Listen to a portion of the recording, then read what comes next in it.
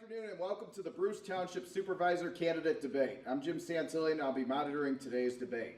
First, we want to thank the VFW 2052 for allowing us to use the facility. We have two candidates who are running for Bruce Township Supervisor present today, Mr. Mike Fillbrook and Mr. Paul Okoniewski. Both candidates have accepted the following debate rules. The debate will not exceed 60 minutes. Questions will only be asked by the moderator. A coin flip was held in person prior to the start of the debate to determine podium placement and order of closing statements. Mr. Okoniewski won the coin toss and selected the right podium. Mr. Okoniewski will offer the last closing statement. There will be no opening statements. Closing statements will be 3 minutes per candidate. Candidates will stand behind podiums for the duration of the debate. Props or pre-written notes are not permitted. No topics or questions were shared in advance with campaigns or candidates. Candidates were given a pen, blank paper, and a bottle of water. Candidates will have 2-minute answers to respond to questions and 2-minute rebuttals and 1 extra minute for follow-ups, clarifications, or responses. Candidates will not be permitted to ask each other questions. Moderators will seek to enforce timing agreements and ensure a civilized discussion. There will be no audience in the room. So the first question is going to go to Mr. Okoniewski. You have 2 minutes to respond. Bruce Township residents often express high property taxes are a concern. If elected, how will you respond? I want to thank the VFW Post for sponsoring this debate, and I appreciate Jim Santilli moderating. The tax base as a whole has to be looked at. We're in debt for $6 million right now, and it's not being funded properly. But the tax base as a whole, people are also concerned about sewer and water rates. We have to look at that holistically and not on an individual basis to make sure it's a level playing field and that everybody's being assessed properly. There's a number of properties that have been have reduced properties because of Proposal A that was put in a number of years ago, and we have to look at some of these current taxes and make sure they are fair and equitable and they're being assessed properly, and balance it out throughout the township. Mr. Fillbrook, you have a 2-minute response. Thanks to the Post 2052, Jim. Thanks for hosting this. We really appreciate it. In regards to the tax base, a lot of people kind of don't really understand the tax base, but Bruce Township, we collect $19.5 million every year in taxes. We only receive or put into our general fund $550,000, which is 0.73 mils, one of the lowest tax base millages in our community. We're not a very high, it's not a very high millage, but it is kind of deceiving. We collect $19.5 million. We put $550,000 into our general fund. All the other revenue and all the other revenue we collect goes elsewhere. And we have a sheet that the treasurer, Frank DiGiorgio, and Bob Billick, the deputy treasurer, put together at the township. It gives a breakdown exactly where every one of your tax dollars go to. The schools alone take 15 of the mills, 15 out of 33 mills. Everybody pays 33 mills, give or take, depends on what school district you're on. But you got to break it down to schools, Detroit Institute of Arts, Macomb County, Fire and ALS. But we have that breakdown on a sheet, so it's very easily explained. But it's very, the township gets very little. So just for an example, if you got a $4,000 a year you pay in taxes, the township basically only receives $80 out of $4,000 that you pay. So, you know, just kind of need to be educated, and we do the best we can, and we budget very well with what we got coming in. We need to run the whole township basically on $550,000. So. Thank you, Mr. Fillbrook.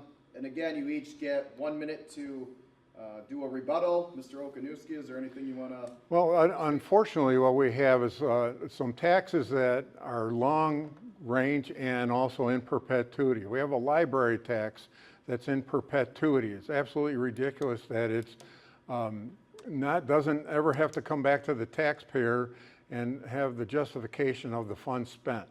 We also have another tax called the Intermediate School District Tax for 20 years. That was sold to the public as only raising on average $200 per homeowner, when a lot of them went up $600 and $800.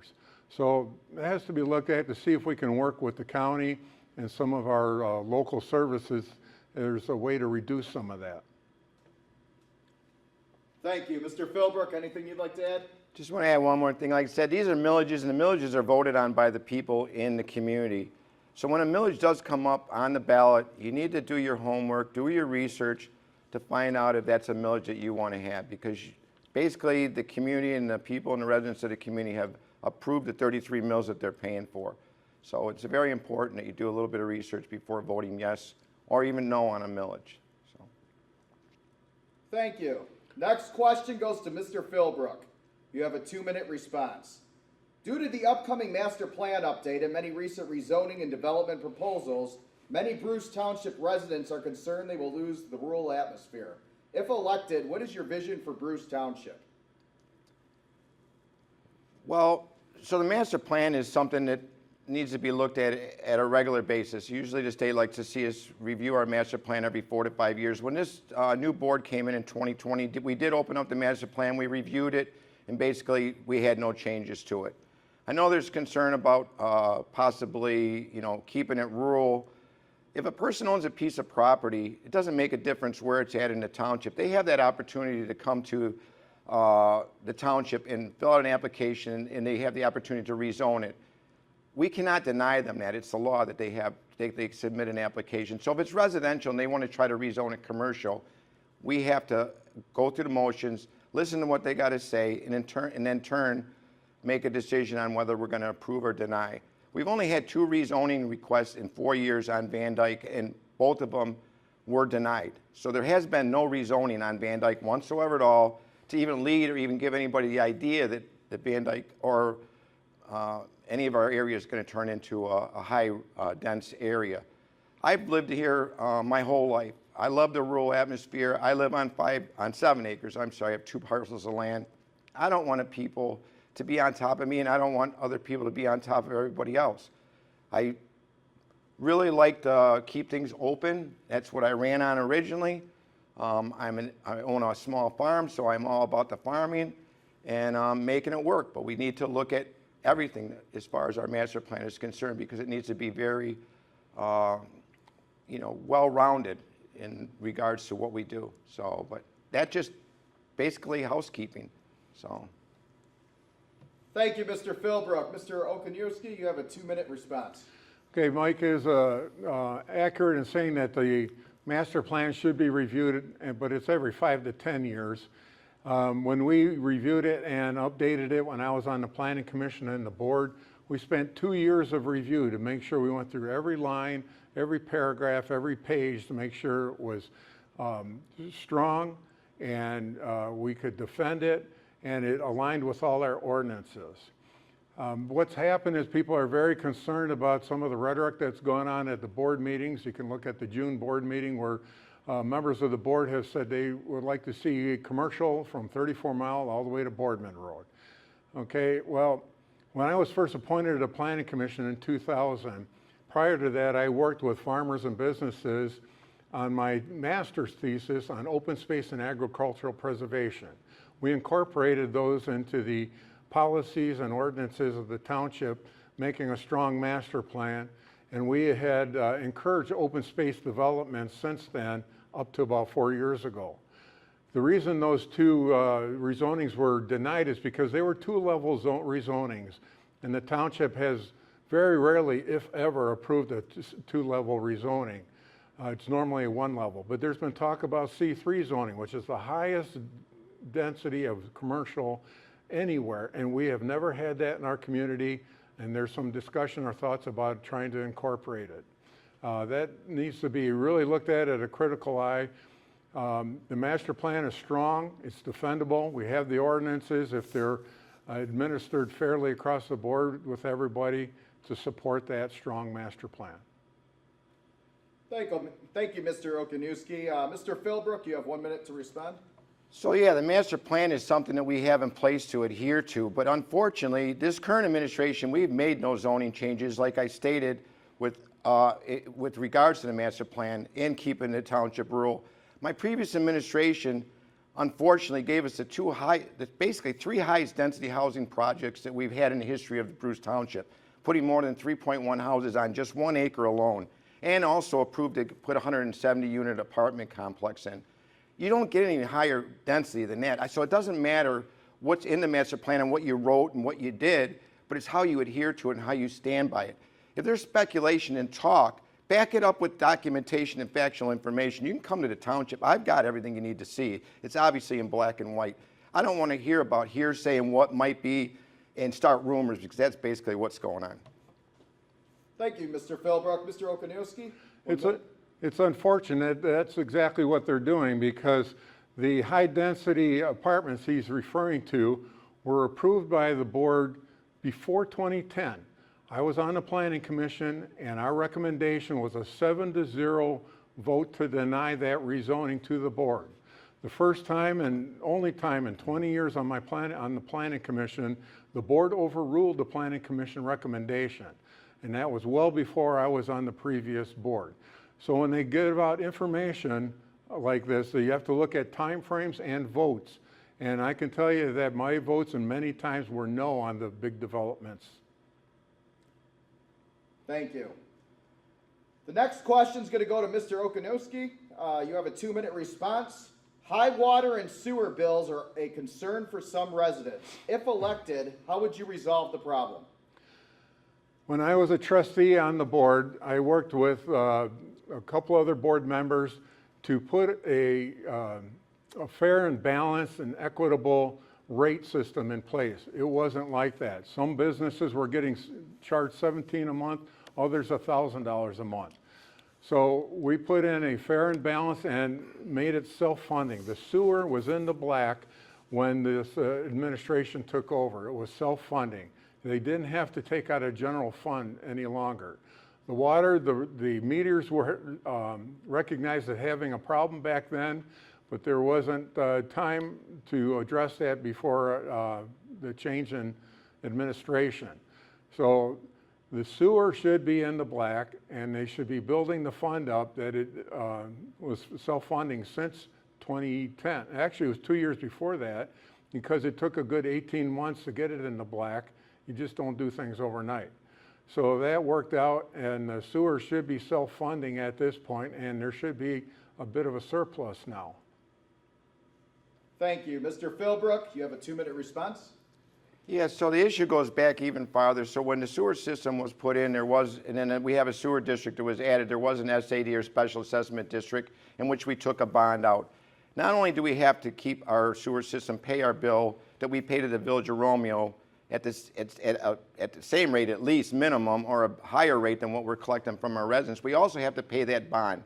The previous administration, being a trustee and whoever else that might have been figuring it on the board, had no background and no experience to be figuring out rate structures and fee schedules or anything else. So that sewer, because of that reason, the sewer kept going into the red. We received a sewer that was basically self-funded for the usage and the commodity, but it was not funded to go ahead and pay the bond, so it kept going into the black, and we received a $350,000 deficit when this new administration had taken over. The sewer deficit was corrected not only by the rate and fee schedules that we changed, we've also corrected a lot of the infiltration, which we're paying less now to the Village of Romeo. We looked at our Village of Romeo contracts, and we've tweaked everything in to make sure that everything's moving forward in the right direction.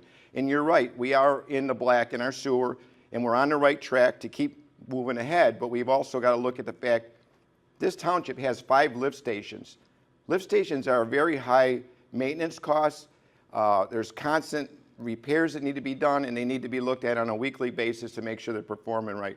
A small community with 3,000, say, sewer users, or under 3,000 sewer users, should not have nowhere near 5 lift stations.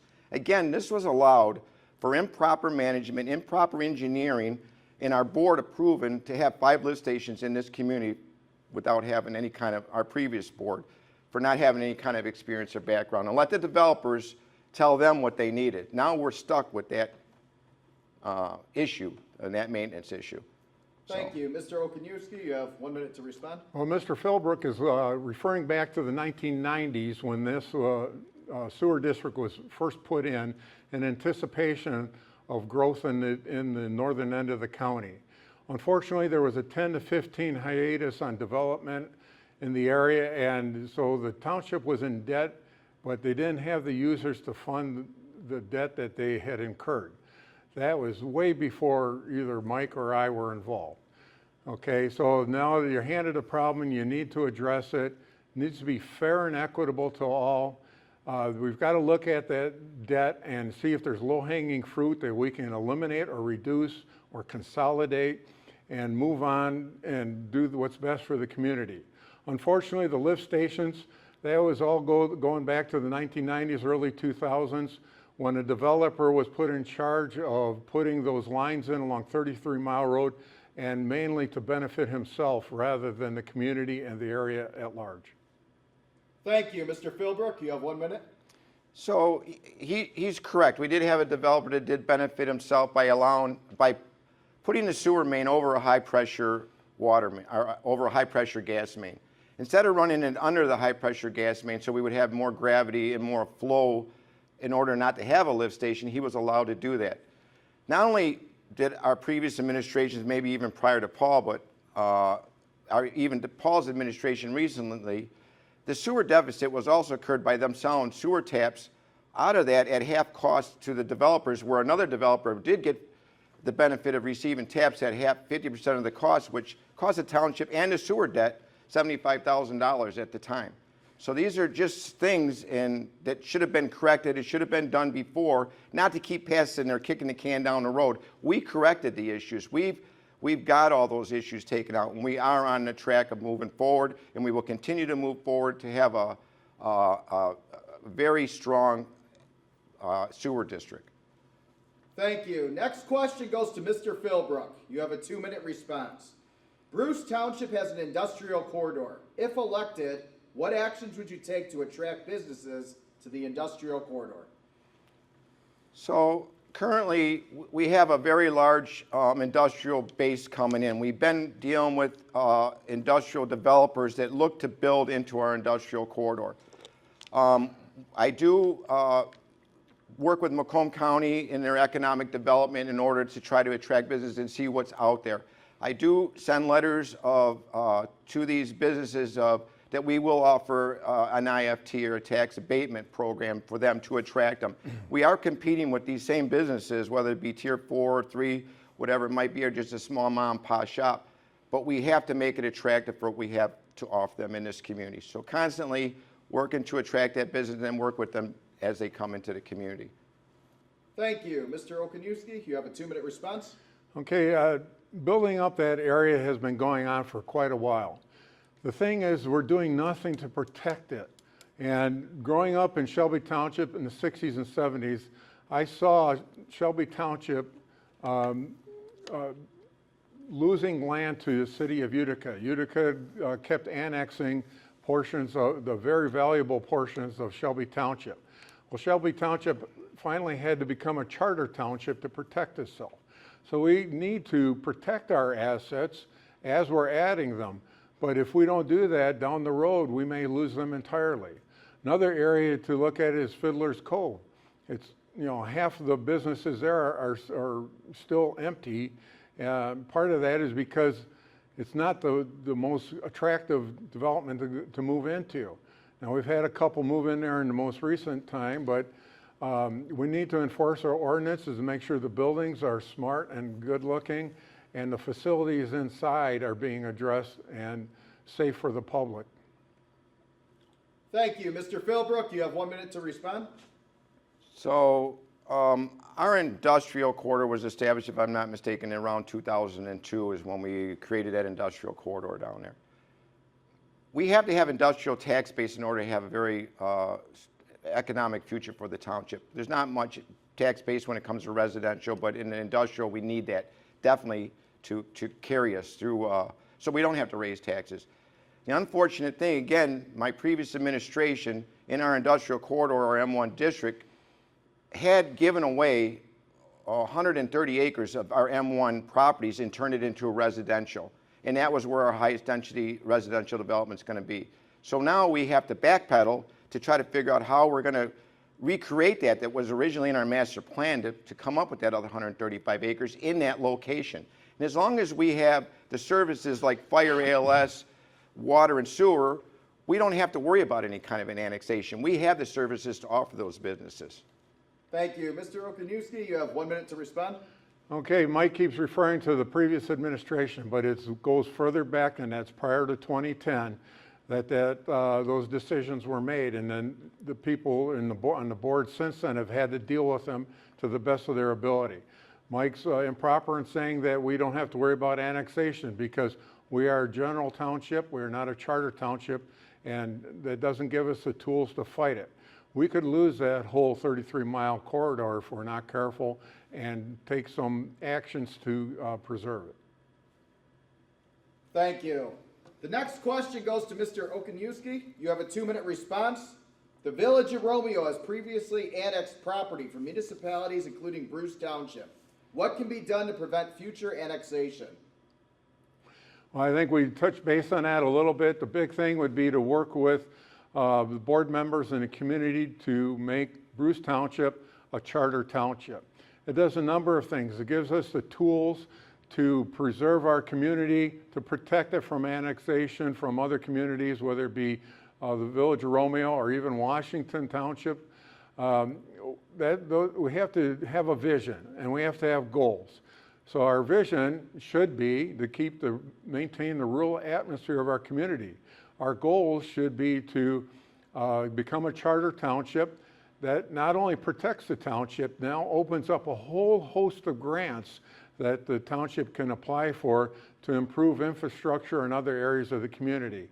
So the goal should be become a charter township, reduce our debt so that we're not struggling with $6 million in debt, which increased, by the way, by $2 million in the past 4 years. And it's only funded at 9% when the state recommends 40%. We're very deficient in that area. It needs to be addressed. Thank you. Mr. Fillbrook, you have a 2-minute response. Yeah, so the original response was regarding annexation, but Paul seemed to get a little bit off track as far as what the question was. Again, we're not being threatened by annexation. Annexation is only going to take place if we don't have the services to offer a business or a community or an area or a development that a neighboring community's got. There is issues that come with a charter township, including more members of a board, and it's going to be more costs that's going to come out of the general fund. There's absolutely no reason to have a charter township right now when we're doing just fine. He keeps talking about this $6 million deficit. When this administration took over from when Paul was on the administration in 2020, that deficit were handed at $9.5 million. We reduced it to $5.5 million. They had it 0% funded, and we're at 9% on our way to 40%.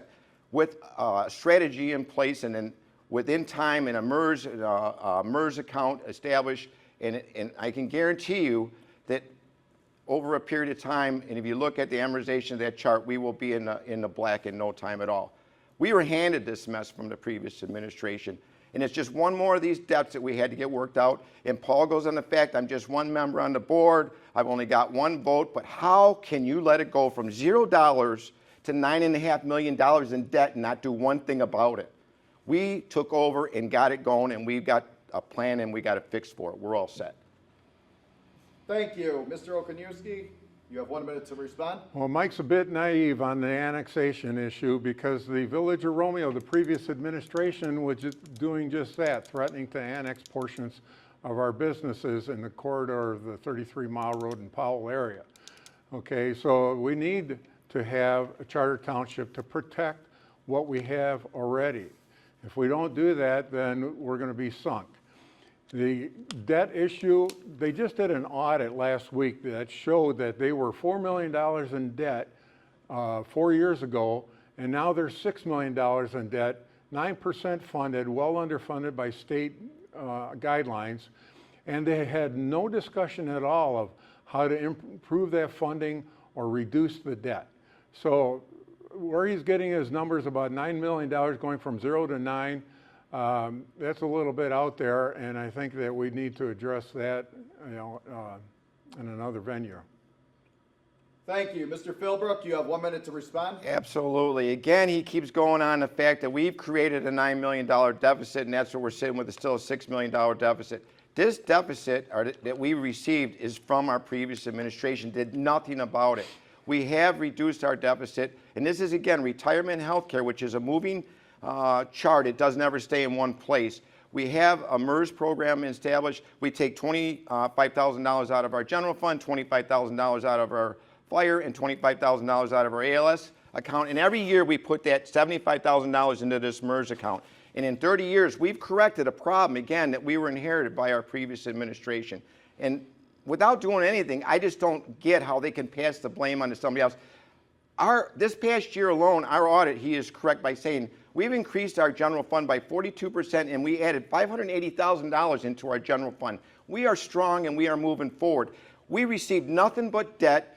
The state of Michigan knocking on the door telling these guys, if you don't get it together, the state is going to come in and intervene. Thank you. Next question goes to Mr. Fillbrook. You have a 2-minute response. Both of you served on the Bruce Township Board. Discuss the current financial health of Bruce Township, including any deficits, and your plans to prevent future deficits if elected. Does that go to me? I'm sorry. So yeah, I mean, I'd love to talk about that. So when we, again, the new board, a brand new board took over in 2020, we received a $350,000 debt with sewer, a $500 and some thousand debt with water.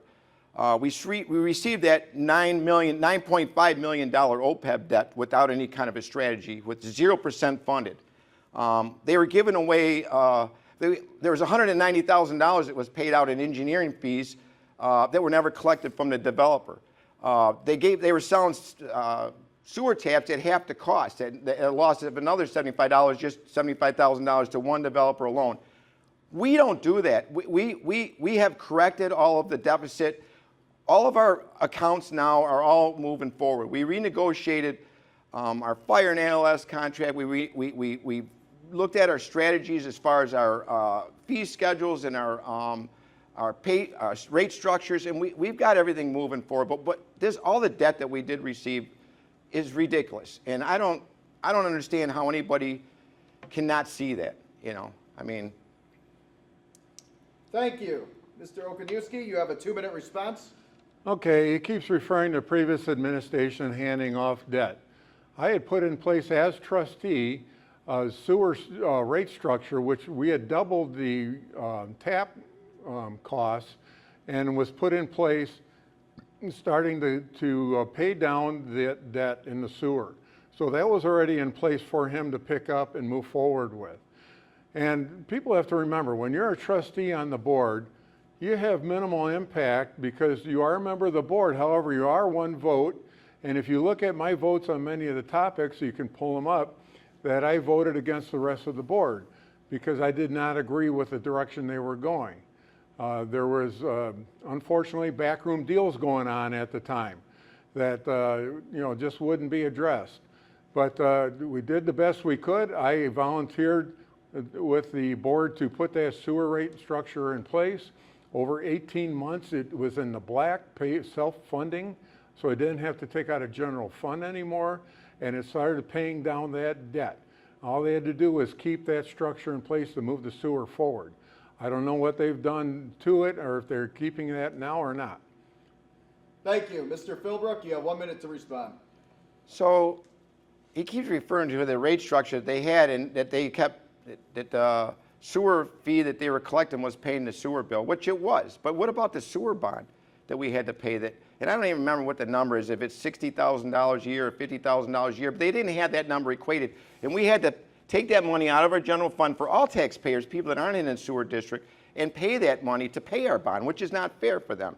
Not only did they sell tap fees to these developers that he says has benefit from it, at a discounted rate, and like I said, they get their backdoor deals. He was on the board, and he did have only one vote. I only have one vote. And he did realize that there was stuff going on when he was on the board, and he did nothing about it. And that's the issue I've got, and that's why I'm so mad, because we have received nothing but a mess from our previous administration. Thank you. Next question goes to Mr. Okoniewski. You have a 2-minute response. Bruce Township has rules in place for developments. Why did the township approve dense developments such as Cloverfield, the Timbers, and the apartment complex at 33 and McKay? Okay, that's one of these developments that some of the board members at the time thought would help to reduce the water sewer debt. Okay, I was not for these developments, the high density, or carrying the water and sewer across McKay Road.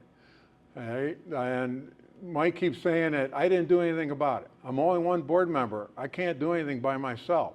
It's a majority that makes these decisions. So it's just like I can show for the last 9 out of 10 years that I was on the board, I voted no against providing ourselves raises every year. Okay, but they went through anyways because I'm only one vote. And it's the same with these developments. It's just like when the board overruled the planning commission on the development on the northeast side of 33 Mile and McKay. The planning commission voted 7-0 to deny that. The board overruled them. So you do what you can within the parameters of your position. Mike has a lot more influence as a supervisor. To say he has only one vote is true, but he can sit down with developers and other board members offline and try to do a lot of this structuring ahead of time to avoid the public displays that they've been having the last few meetings where they're denigrating people coming up and talking to them and trying to make other board members look bad. So a lot of this discussion can be done offline and then just make the decisions at the board meetings. Thank you. Mr. Fillbrook, you have a 2-minute response. Could you repeat the question before I start, please? Sure. Bruce Township has rules in place for developments. Why did the township approve dense developments such as Cloverfield, the Timbers, and the apartment complex at 33 Mile and McKay? Again, you have a 2-minute response. Absolutely. So we touched on this a little bit earlier. And again, I'm not going to say this in the wrong way, but not only was Paul on the board, but he sat 20 years on the planning commission. Before one of these developments comes in front of the board for a vote, it goes in front of the planning commission. The planning commission gets to do the background, the research on it, and meet with the engineers and the developers before it even reaches the board level. I don't see any of these things until it comes to board level, and I don't have an opportunity to vote on them until anything comes to board level.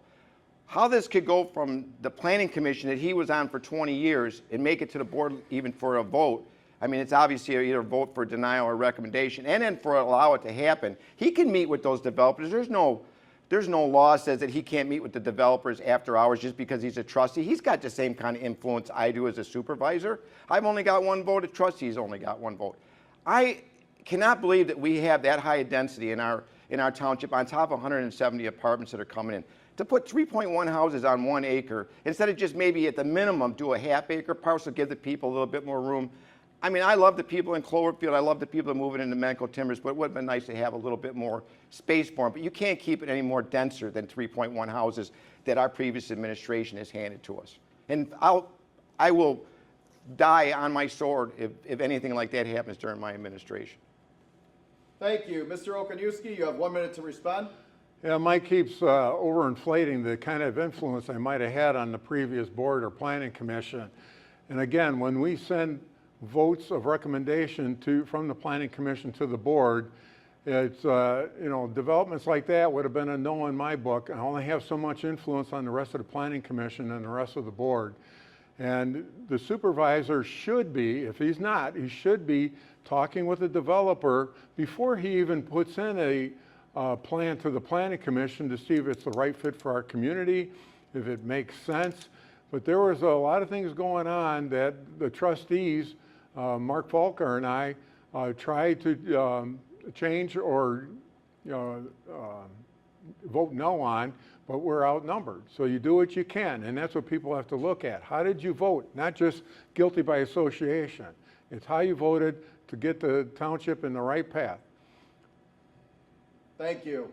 Mr. Fillbrook, you have 1 minute to respond.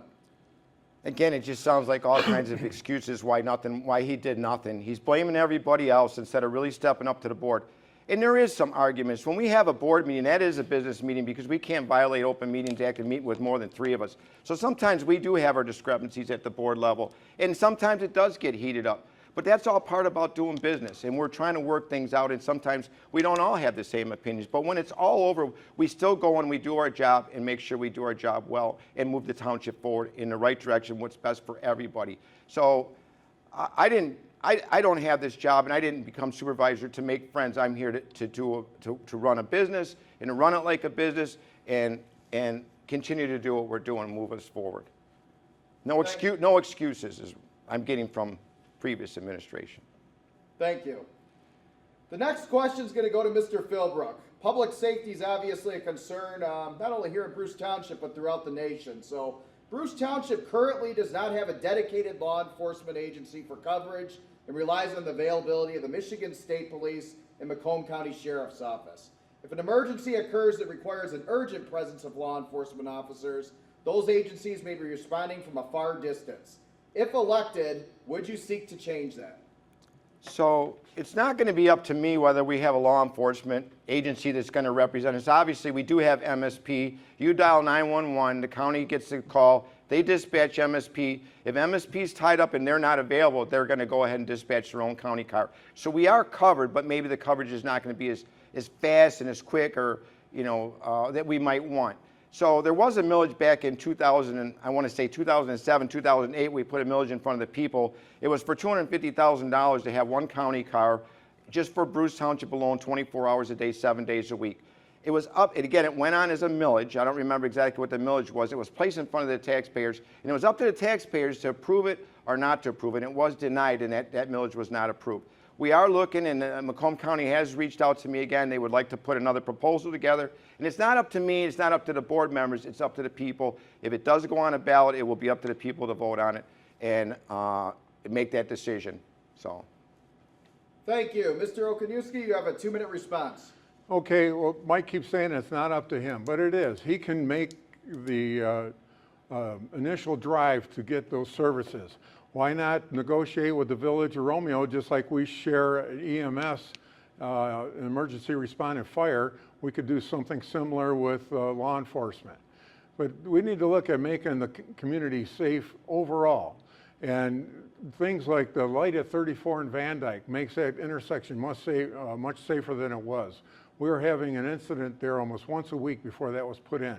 I helped drive that with MDOT. Okay, the sidewalk on Van Dyke between 33 Mile and Kading, people were almost getting hit because they were walking on the side of the road every single day, and you talk to businesses there and they were fearful for the people walking there. So we need to have put in safe infrastructure to help reduce that. Now, if we continue to develop with the commercial like Mike would like to do, now we're going to put strains on our EMTs and firefighters even more than they already have, because for every dollar that you get out of commercial, you pay about $1.50 in services. All right, so it's not equitable, and that is a lot lower than for residential. So we need to look at that as a whole and make it safer along the whole Van Dyke corridor and other areas of the township, so we can reduce the need for law enforcement. But we should take the lead and talk to other communities how we can share those services. Thank you. Mr. Fillbrook, you have 1 minute to respond. Yeah, I think that we're, again, this subject, I think, was regarding law enforcement in our community, and I know that he got drifted off and a couple of things that he shared and did to help the community out, which I'm hoping after 20 years or 28 years combined services that he did bring something to the table that we do benefit from. I did reach out to the Village of Romeo. Village of Romeo is also going to put a proposal together in order to be competitive with the Macomb County Sheriff's Department. And again, it's not up to me to make that decision. I did meet with both Macomb County and the Village of Romeo's police chief. So it's up to them to put the proposals together. It's up to the board to go ahead and vote on one of the proposals, and it's up to the board which one's going to go on the ballot for the people to decide on. And this is our law enforcement. I've talked to people in the community and they said, I've lived here for 40 years, I've never seen a cop go by my house one time, and I don't want to see a cop go by my house. And then you got the other guy that lives next door, I've been here 40 years, I have never seen a cop out here. It'd be nice to see a cop go by my house. So it's mixed, but it's not up to me, it's up to people. So. Thank you. We've now arrived at closing statements. So Mr. Fillbrook, you're going to be the first for your closing statement. You have 3 minutes. Again, The record shows, I mean, obviously, the last 4 years of what we've done and where we're going. We've reduced every bit of debt. The OPEG has, at 9% funded when we had 0% funded, and is on the right track. We have amortization. You can come to my office, and everything that I speak on, you can base it on factual information. I can hand you a stack of papers. You can read them, and I don't have to tell you nothing. You can see where we're going, and everything's positive. The debt that we did receive with the sewer, the water, giving away this, giving away that, not doing anything about this, not doing anything about that. 2.1 million gallons of water unaccounted for every quarter. He said that they had a problem with the water meters, but they ran out of time trying to figure them out. This is stuff that my background and my experience of being in infrastructure and building and maintaining infrastructure was able to correct all these things. And we are now moving forward with everything corrected, everything in a positive direction, and I look forward to the next 4 years of working for this township. I don't want to go back to where we were at before with a bunch of excuses and a bunch of problems that we're going to just going to be handed down to administrations for futures. I want to turn over a great legacy to the next administrations to come. And I think it's only fair, and it's only fair to the people that they shouldn't have to worry about the deficits and what's not getting done. They have their lives to live, and they shouldn't have to see, they should just feel comfortable and trust the people that they have working for them. And like I said, I don't have to say nothing. You can come to the township. You can see the numbers. They don't lie. So. Thank you, Mr. Fillbrook. Mr. Okoniewski, you have 3 minutes. Okay, well, I ran against Mike 4 years ago. He really didn't know what he was getting into, and I tried to explain it to him, and he told me, Paul, I want this job for my retirement. That's a verbatim. Not for the people, not for the community, but for his own benefit. Well, he's learned a lot over the past 4 years, and he just keeps shoving it out, blaming the previous administration. It still needs to be addressed in many areas. The debt, for sure, protecting our current assets. Even before this election, I went to Mike and sat in his office and said, Mike, I'd rather work with you than against you. And he pretty much blew me off.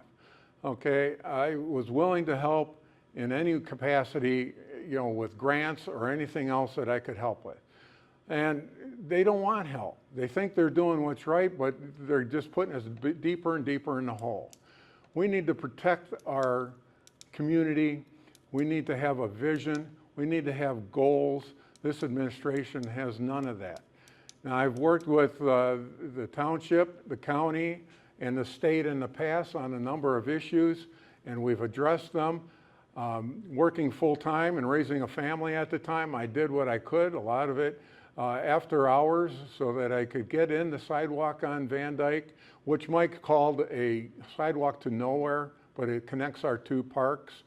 Helped get the light at 34 Mile, and way before that, I worked with the previous administration and Gary Schucke to get 30 miles of limestone on our rural roads. So since about, I'd say it was about 2009, 2008 when we started that program, we have now put 30 miles of township rural roads with limestone, and we're starting the second layer of that. So these are the kind of things that make our community safer. And as supervisor, I would definitely look at how to reduce, consolidate the debt and pay it down, fund it at the state level, and or reduce it, eliminate it entirely. I think the debt is increased because of some of the misappropriations that this current administration has had and keeps trying to hand off to the previous one. So if you want to maintain your rural environment in your community, I will do that. I will also address these issues that have been brought up by the moderator, and we will make township, the Bruce Township a place that people want to be in and come to. Again, thank you, Mr. Fillbrook and Mr. Okoniewski, for both taking the time to answer questions from the voters. Also want to thank the VFW 2052 for allowing us to use the facility. Thank you, Jim. Thanks, Jim. Thank you, VFW. Appreciate it. Thank you, Paul.